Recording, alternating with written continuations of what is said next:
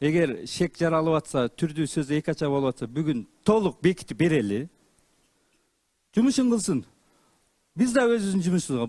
Сегодня уже третий раз утверждается кандидатура Садыра Джапарова на должность премьер-министра. Очередное заседание прошло в стенах госрезиденции Аларча. В начале заседания парламентская коалиция большинства единогласно выдвигает кандидатуру Садыра Джапарова.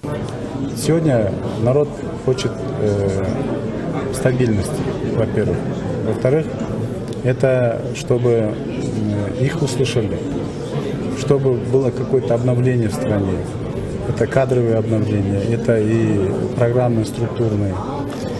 Мы это должны дать возможность Садыру Джапарову это выполнить. Все-таки Садыр Джапарова поддержал народ. И вы видите, как его поддерживают.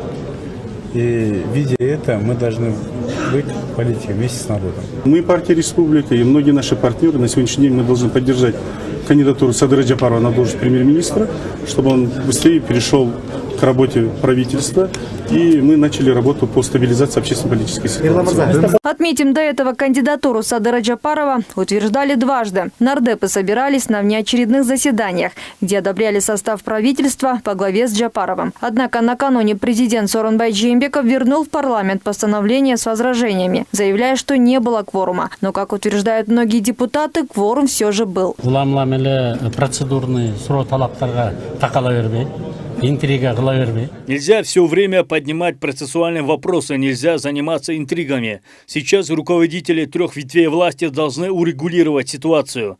Я думаю, и 6 и 10 октября кворум был, и сегодня есть кворум. Поэтому нужно прийти к единому мнению и ставить интересы народа превыше всего. На заседании Садыр Джапаров ответил на все вопросы депутатов. Он отметил, что программа и структура правительства остаются прежними и представил депутатам обновленный проект состава правительства. Өкмөттүн курамын, структурасын, жана ушу программасын киргизип атабыз. Программа менен структурада эч кандай өзгөрүү болгон жок. Өкмөттүн курамында анча-мынча бир 15-20% өзгөрүү болду. Ошол өзгөрүүлөр менен мына сиздердин астыңыздарга келип отурабыз. Окуп коеюнбу составын, Канат Кедеканович? Окуп коелубу? Проект. Состав правительства Кыргызской Республики. Джапаров Садыр Нуркожоевич на должность премьер-министра Кыргызской Республики. Новиков Артем Эдуардович на должность первого вице-премьер-министра Кыргызской Республики. Сабиров Равшан Азатович на должность вице-премьер-министра Кыргызской Республики. Мамытканов Максат Суюналиевич на должность вице-премьер-министра Кыргызской Республики.